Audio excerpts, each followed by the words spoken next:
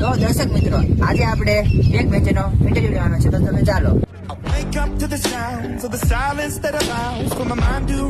તમે કેમ બેસો છો છેલ્લી બેન્ચી છે?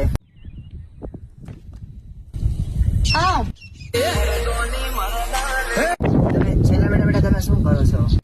નાની બાકાજી તમે સ્કૂલે શું લેવા જાવ છો? ટાઈમ કાઢવા. તમારું છેલ્લે બેસવાનું કારણ? મારા બધા જ મિત્ર પાછળ દેશે એટલે હું પણ પાછળ દેશું છું. તમારા ફેવરેટ શિક્ષક કોણ છે? શિક્ષક નહીં, શિક્ષિકા, એ પણ અમારે ઇંગ્લિશ ના મેડમ.